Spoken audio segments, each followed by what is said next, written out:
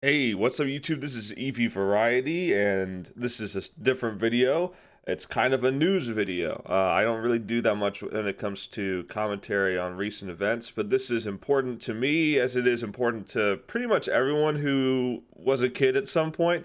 I think most people, at least in the US, can say that when they were growing up, they watched Cartoon Network. At least people in the millennial and Gen Z age ranges, it's pretty much guaranteed that at some point you have seen Cartoon Network. If you didn't have it in your home, you had it in your friend's house whenever you visited. And Cartoon Network has been around for a long time, but the studio as we know it is going to be gone because it's being merged with Warner Discovery's animation unit. So it is no longer going to be its own separate thing because of lack of profitability. And the new basically CEO of Warner Discovery, if you don't know, Warner was bought by Discovery, and now they have merged into this new company called Warner Discovery. And David Zaslav, the guy in charge of everything, has decided to do the same thing with Cartoon Network and Warner's animation departments, combining them into one thing. Now, this comes with a pretty hefty layoff of 26%. That is slightly over one quarter of the staff at Cartoon Network are gone. Now, does this mean that, their cartoons are going to stop? Does it mean the channel is going to be taken down? No, not necessarily. It could be possible that the channel is replaced by a channel with a different name, but effectively it will be the same thing. I don't think Cartoon Network the channel is going anywhere. I don't think the shows are going anywhere. I do think we're going to see a change in what shows are made and how they are made. I think David Zaslav has looked at Warner over the past decade and has seen a decline in what Cartoon Network and Warner has been putting out. Specifically, if you look at a lot of the DC material, you've got the Batgirl movie that was shut down, even though it was about, 85, 90% done. He shut it down because he didn't like it. He thought it wasn't going to perform well, and he didn't want to release it to public theaters. And that is a hard move to make, considering how much money went into it. But now it's a tax write-off. But the thing is, it's not just that show. Not it's that movie, excuse me. It's the Batgirl show, or the Batwoman show, that performed very poorly both seasons. It's shocking that it got a second season after its first season main actress left the show. Somehow they did another season of it. It doesn't make any sense to me why they wouldn't just quit while they're ahead when they have such poor reviews and such poor viewership. A lot of the series dealing with Batman have been pretty poor. Supergirl has gotten a lot worse, I've heard. Flash has gotten a lot worse. And overall, DC has not been doing very well with movies either. Compared to Marvel, which, despite making terrible content nowadays as well, not all the time, but She-Hulk exists for an example. Despite Marvel doing some pretty bad material themselves, DC doesn't have the dedicated fan base that Marvel Cinematic Universe does, specifically the movies and the shows. Marvel just doesn't. Marvel doesn't have to deal with, if they make a bad show, it's going to blow up in their face. No, they're still going to make a profit off of it because people worship that that cinematic universe. Whereas DC had a later start than Marvel, as well as the fact that they have a lot of issues with actors. They have a lot of issues with directors, and just overall, DC is in a sinking ship when it comes to their cinematic universe. Perhaps Black Adam will change that. It doesn't mean that the movies themselves are bad. It just means that they're confused. They're not as well organized as the first two waves of MCU were. So to talk about cartoons, though, I say all of that because that was falling under Warner. which has been bought out by Discovery now. Now, if we look at Cartoon Network has not been doing too good either when it comes to the last 10 years. Now, there have been some exceptions, such as, if you look at the 2010s, you've got Adventure Time, Regular Show, and The Amazing World of Gumball. All three of those shows I consider to be some of the funniest cartoons I've seen. Adventure Time has, it kind of has its moments where it's funny and not funny. I feel like it went on for a little too long, in my opinion. But it did have, some cool little mystery to it behind the world building and stuff like that. Adventure Time, for the animation not necessarily being that great, being very simplistic style, captured a lot of people's hearts. And I guess the same thing can go for Regular Show. Regular Show was never supposed to really look like a beautiful cartoon. It wasn't it wasn't supposed to take your breath away, but it was funny, and the characters were very relatable. So a lot of people liked Regular Show just for its funny nature, and that's fine. You can have funny cartoons, you can have action cartoons, you can have more serious cartoons. But Cartoon Network seemed to lose their minds when it came to creating Teen Titans Go. A shift in the entire channel took place when Teen Titans Go was made. Excuse me. For some reason, they only promoted this show, and I guess the main reason is because it was ludicrously performing well. Kids, particularly very young kids, loved this show, and everyone else didn't. It's such a polarizing show when it comes to Cartoon Network viewers, and don't get me wrong, most of the people who watch Cartoon Network are kids, or teenagers. It's not adults that are mainly watching Cartoon Network, but you do have some that still enjoy cartoons, that watch Cartoon Network and want to see good stuff come out of it. However, we just got kind of bombs after bombs after bombs. Teen Titans Go started this trend where they started making kind of dumbed down cartoons without any kind of substance to them. And in comparison to the 2000s and even, stuff like Adventure Time, there was some substance to Adventure Time. There was some things to gain from a regular show as well. Gumball was funny. Gumball never stopped being funny, in my opinion. I think that show is hilarious. There's so many out of context clips. It's honestly, I would say Gumball is almost like the SpongeBob of the 2010s. I would almost call it that, because it has so many funny out of context clips that you can share. It's just not as popular as SpongeBob, so it's just not quite there. But if SpongeBob didn't exist, I think Gumball would be something we'd be quoting every day instead of SpongeBob, right? But if you look at shows after that, you had Thundercats Roar, which is just basically Teen Titans Go, but somehow even worse.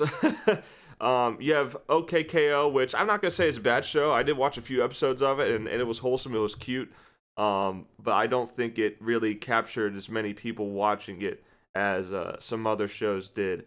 You had freaking Clarence.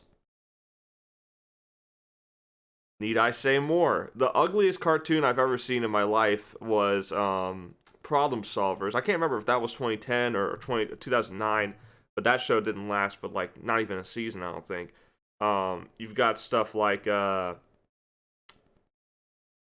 don't even know. You got shows like Craig of the Creek, which I like. I liked Craig of the Creek. From what little episodes I saw, I thought it was pretty wholesome and fun.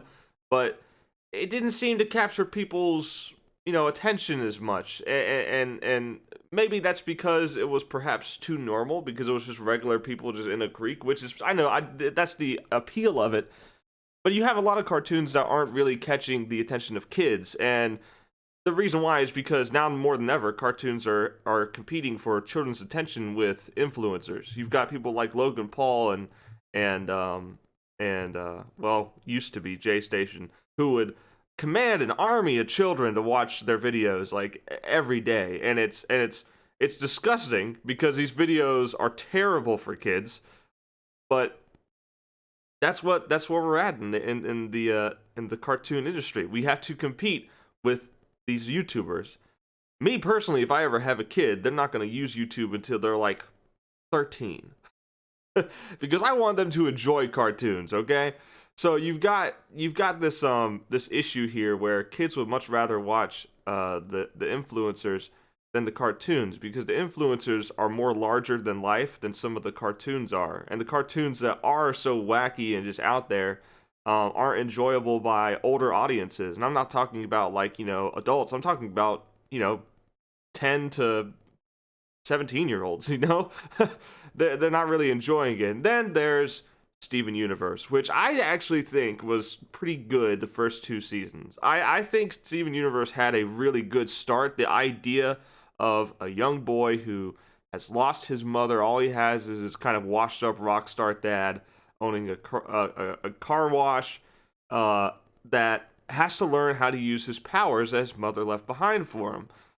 It's almost it's almost like, the Ben 10 formula, where a boy is gifted powers and he has to learn how to use them for the right reason, and he has to learn why it is the right reason, and he has to learn a lot of morals with that, a lot of good moral lessons with it.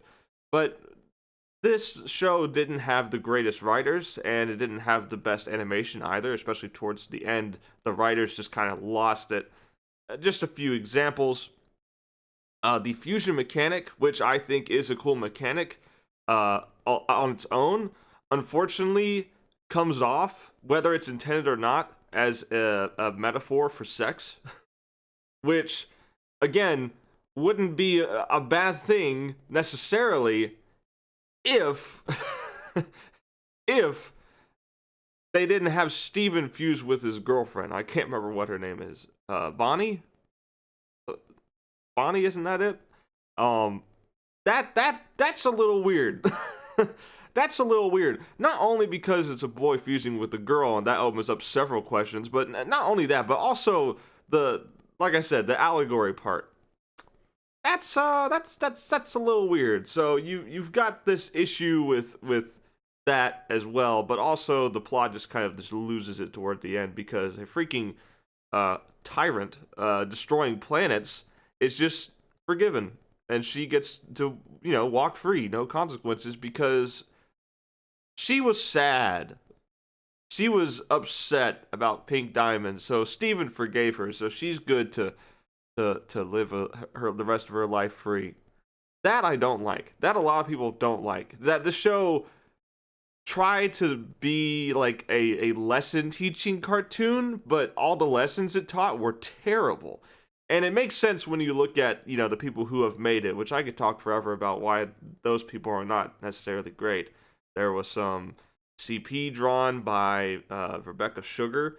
I don't need to really explain why she shouldn't have been put in the role of director anyway, but that's just one of them. That's just one of the people working on the show that was a little morally questionable there.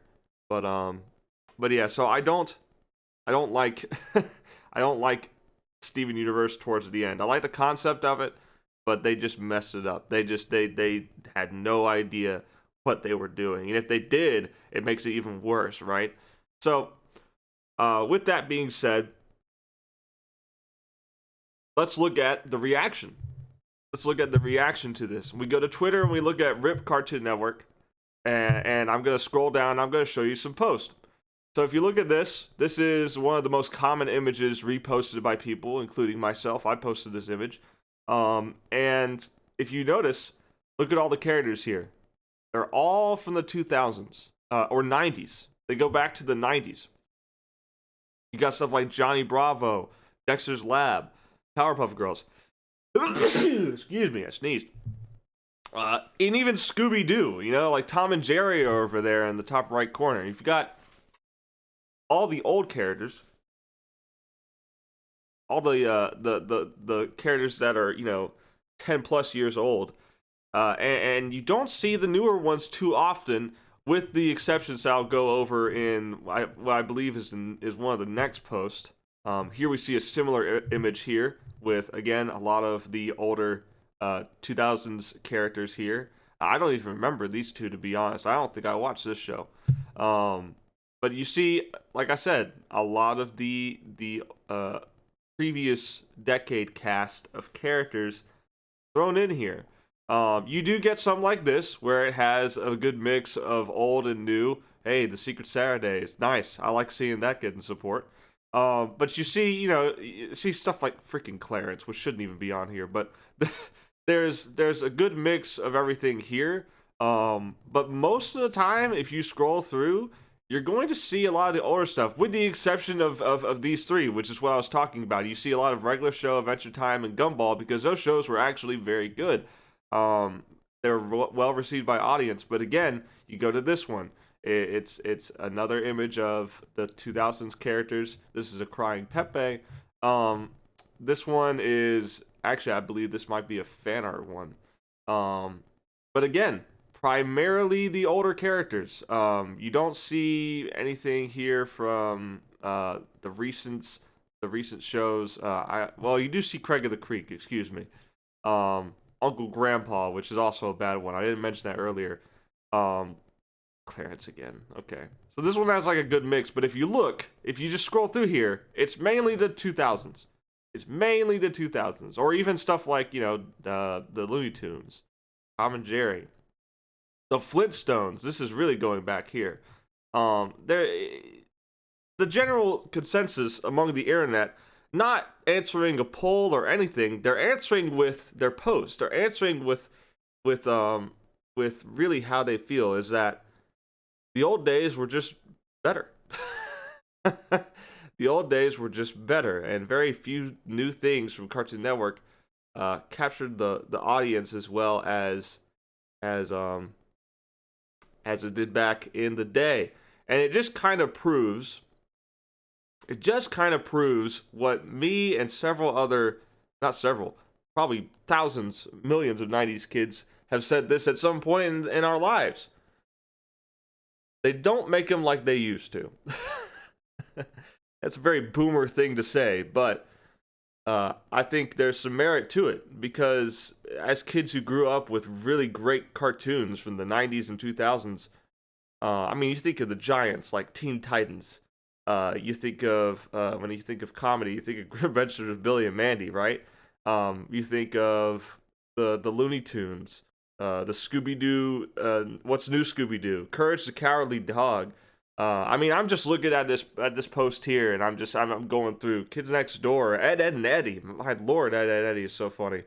Powerpuff Girls, Dexter's Lab. I could go on. There's so many good shows from our childhood that have been replaced by, what a lot of people seem to agree on is inferior cartoons. I also want to talk about real quick the type of messaging that Cartoon Network tends to do.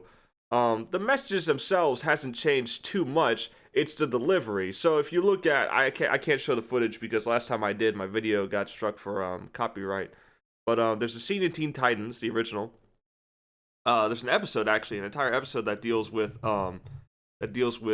racism, and Starfire is the one who's taking the racist acts here from this Valyor character. Valyor is a heroic guy. He's doing things for the right reason, but he is racist towards her. So there's this idea that, he's the actions that he's doing by saving the world from the universe, possibly from like a robot invasion, is a good thing.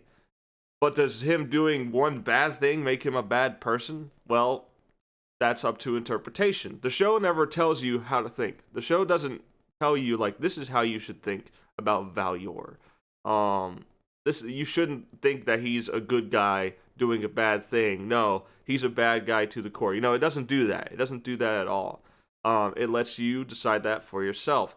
And there's a perfect scene that I see get shown more than all the action scenes in Teen Titans. This scene has been one of the most impactful scenes, and I predict that it will age better as time goes on, where Starfire talks with Cyborg alone about Valyor calling her a troc, which means nothing. Not that it means nothing at all, but it literally means the word nothing, that she is nothing.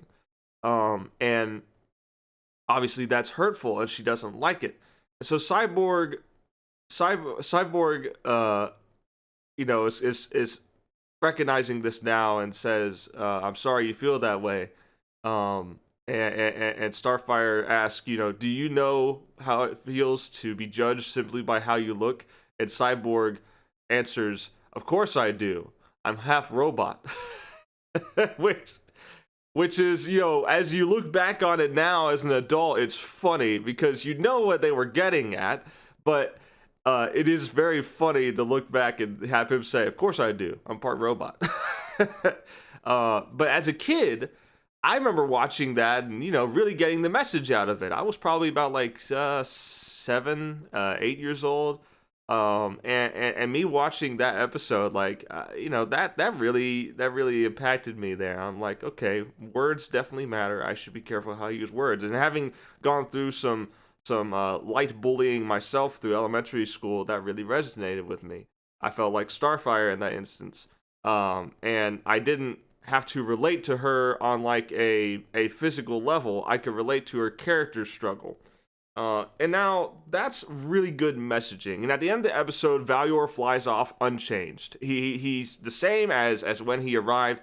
He's still racist, but he's still fighting the good fight against the robot invasion, or robot alien invasion. He flies off, and Starfire, basically says to her friends, she's saying that, there are some people who will never change, but it's those who do, those who don't judge people by the way they look.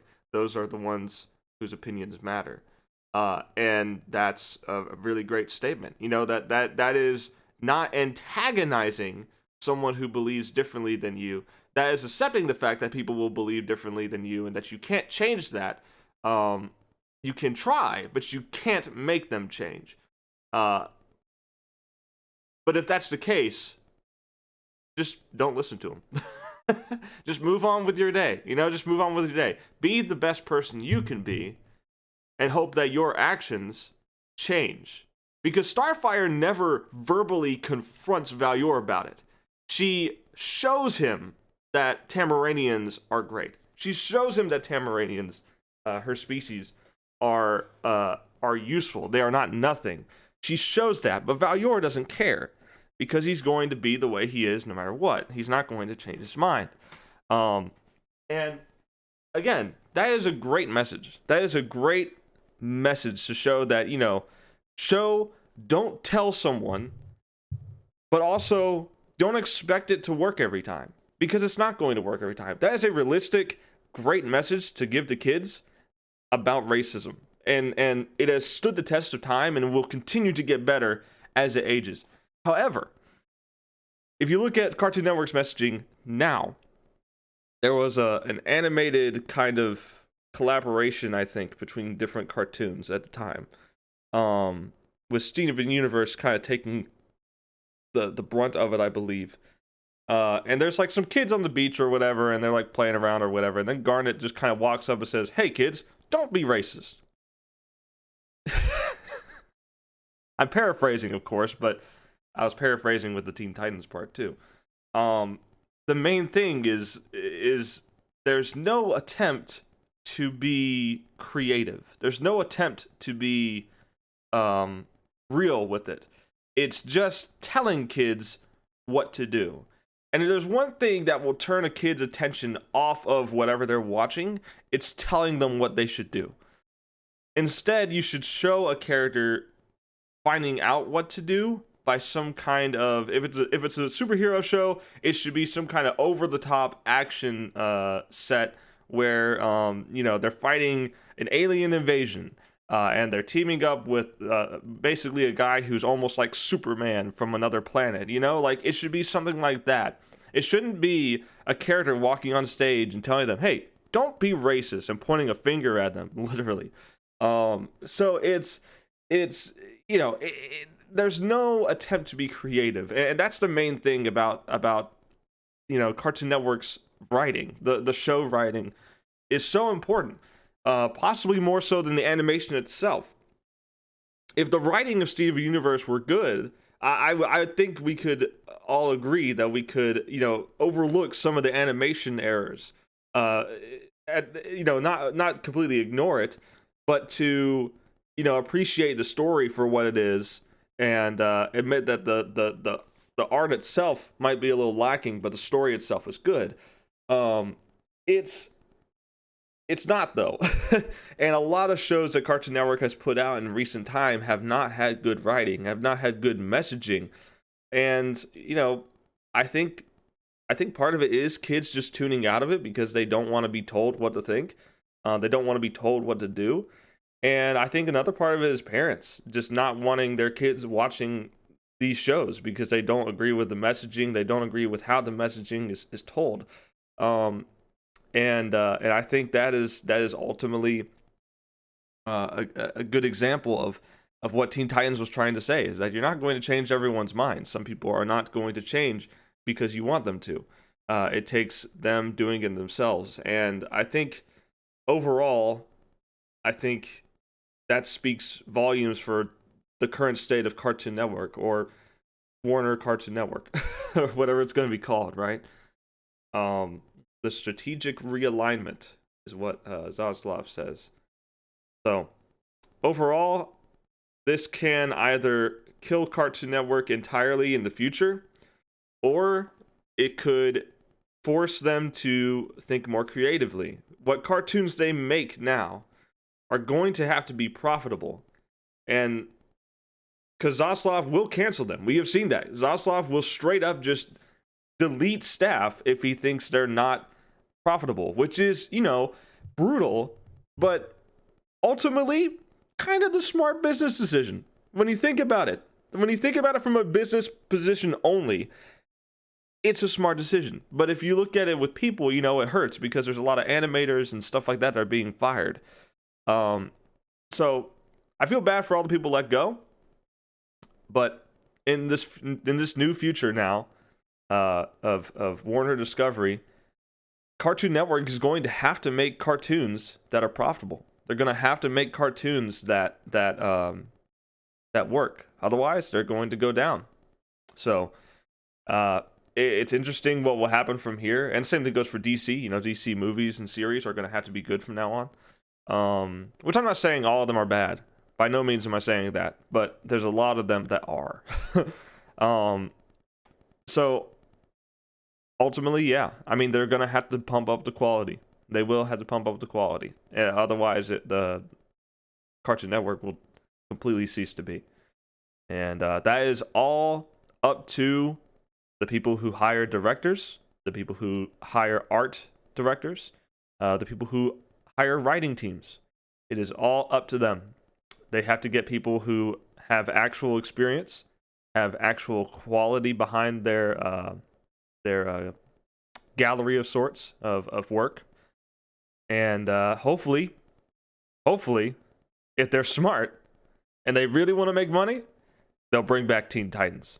And hey, if you ever want to bring in some new IPs and take inspiration from work that's already been published but turn it into a cartoon, I have two great ideas for you. There's Demonico, which I'm fairly sure you're not going to do because of the name alone, but this is very inspired. This is my webtoon. It's fully completed. The finale has been finished. You can read through all seasons right now. It's a reading experience with some pictures. Not a full comic, but a comic novel hybrid. And as you can see by the art style, and also if you read, you'll see the visual humor of the 2000s. You will see that there's a lot of inspiration from those cartoons. Not just Cartoon Network, but some stuff like Danny Phantom from the Nickelodeon side of things. Not only this, but Symbiotic. Its first book is completed, and its second book is starting November 2nd. So you can check those out if you want. The links are in the description. And Cartoon Network executives who are not watching this video, but by chance, if you are, I would love to talk. But with that being said, rest in peace, Cartoon Network as we know it. Hopefully they will do some quality control and bring back, one of our favorite cartoon stations growing up. So, thanks so much for watching. Till next time, peace out.